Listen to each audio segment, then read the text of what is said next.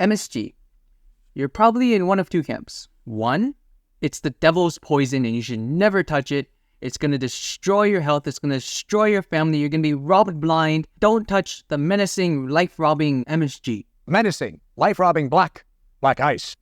Or MSG is God's gift of umami, flavor, deliciousness. And you should put it in everything. Put it in your soups, put it in your steak, put it on your cookies, everything. And it's pretty interesting how MSG came from kind of having racist roots, a lot of anti-Chinese, anti-Asian sentiment, to now where it's almost like everyone is raving about MSG, right? Or monosodium glutamate. There's so many places that almost like rave. They're almost proud to have put MSG in their food. America goes from like this all-in or all-out mentality where it's either like horrible for you or it's just like the best thing ever to have ever existed, which kind of says something about American society and American psychology. But that's for another video.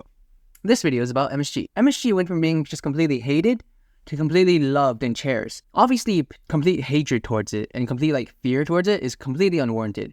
But there are some things that MSG and the amount of MSG that's used will tell you about either the company, the restaurant, or the person serving the food. Now, MSG isn't bad. It's just a chemical compound that adds umami or adds savoriness to your dish. So there's nothing wrong with the actual spice itself, similar to sugar, similar to salt. If it's used in its appropriate quantities, then no harm, no foul. It's not bad, but it does have its problems when you use way too much of it for the wrong reasons. Think about what MSG is, right? It is a spice that adds savoriness to it or umami to your dish. Now I want to take a step back and ask you, you've had a dish that's too salty, right? You've had a dish that's too sweet, that's too bitter, that's too spicy. But have you had a dish that's too umami or too savory?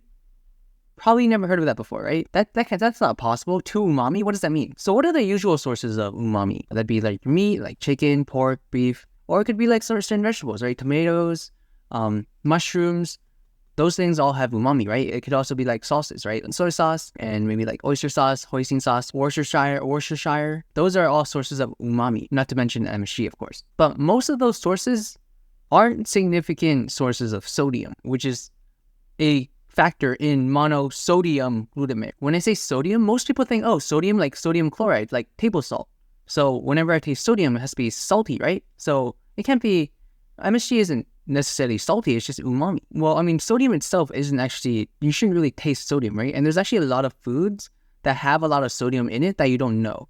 Sodium is actually a really common preservative. So for example, when you think ramen noodles, when you think like most things that are packaged for a long time, even if they're not salty, a lot of times they'll have sodium because of how good it is as a preservative. A lot of canned stuff, a lot of chips or like bag things that you buy, like ready-made, pre-prepared, those things will have a lot of sodium. And it's not actually like, there's no real taste to it. It's just the preservatives that they use in it have that sodium atom in it.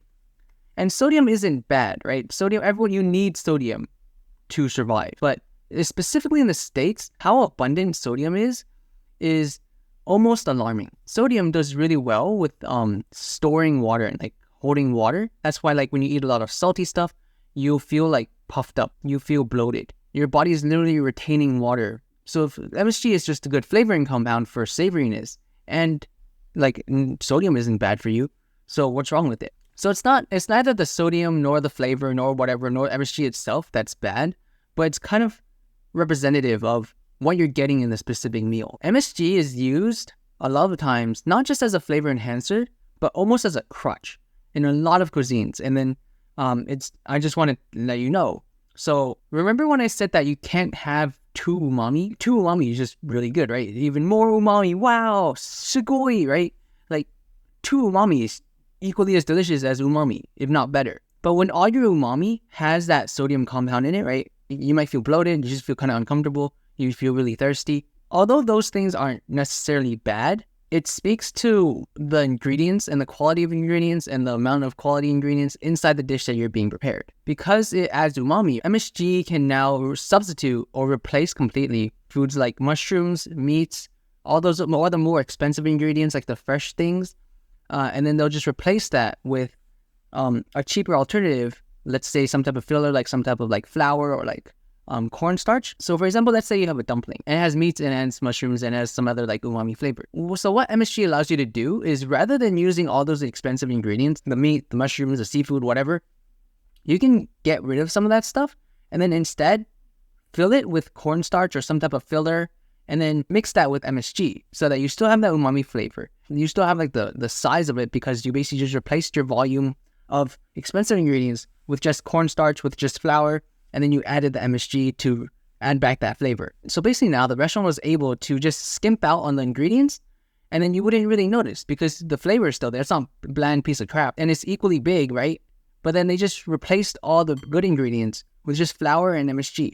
For example, let's say your dumpling was supposed to be 80% ingredients and then 20% something to kind of emulsify all the ingredients so that it stays as like a dumpling, and then some maybe like salt or whatever to enhance the flavor. Now, instead of being 80-20 ratio, maybe they're able to remove like a fourth of the ingredients. So now it's only 60-40, where 60% is the good ingredients, the expensive ingredients, the stuff they're actually paying for. And the other 40% is just the restaurant being skimpy, and then they're replacing all those ingredients with the cheaper filler ingredients and the MSG. Rather than using dumpling, let's think about, like, let's say you have a meatball. Meatballs are made from meat, obviously, and also breadcrumbs. So let's say usually the ratio is 70% to 30%, 70% meat and 30% breadcrumb, right? Well, let's say you with the MSG, you don't really worry about the breadcrumb being too bland anymore or not having enough savoriness to it. So you can skew the ratios, and so that now you have 50% meat and then 50% just cheap filler ingredient. So that's my problem with MSG, how it allows restaurants to skimp out. And then these restaurants are just banking on you hopefully not noticing that, one, the texture is kind of off because, well, I mean, like when you replace it with like cornstarch or like some type of emulsifier, it tastes less bouncy. There's less of that bounce, or like your dumpling has less of a bite to it. And also because the flavor was kind of replaced with MSG. I don't know if you ever noticed when you go to like a noodle shop, you get a big bowl of noodles. You eat your noodles and then you drink all the soup. And for some reason, why am I more thirsty than I was before I drank the bowl of soup? That's because of all the MSG they put in there, because they were honestly just skimping out on the ingredients. You just had a sudden inflow of sodium, which holds onto water, as I said, and makes you more thirsty. And you're not getting the actual stuff. That actually happens so often. And like I'll go to these stores, and basically, like, that's just the example of skimp-flation, right? So my issue isn't with MSG. MSG is great as a flavor enhancer. It's great to just put in your soups if you, like, want that extra kick of umami. If you want to, like, put it in any type of dish, any type of noodle dish, any type of fried rice is really great. Nigel Ng, please don't kill me. I know MSG is great. Just the amount that some people use is freaking ridiculous. And then the amount that people are raving about it and how it's, like, the best thing of all things is also kind of stupid. And like it now shouldn't be hated, right? Like honestly, like sodium isn't bad for you, right? I'm tired of people either saying this thing is good or this thing is bad. Things can be in the middle. Things can be good and bad depending on how much you use of it, right? Things can be good and bad depending on how you use it, right? Think about nutmeg, right? Nutmeg is toxic in large quantities, right? But you can still put it in dishes. You can put it in your banana bread. You can put it in your apple pie and it'll taste good, right? Same thing, but you can't like... The thing is, I just wanted people to be wary that, like, some restaurants are kind of, like, almost hosing you with, like, the amount of, especially, like, I don't want to sound like I'm racist towards my own people, but, like, a lot of Chinese restaurants are just, like, so scummy. They try to market to be, like, super cheap or super whatever, like, super cheap, super affordable.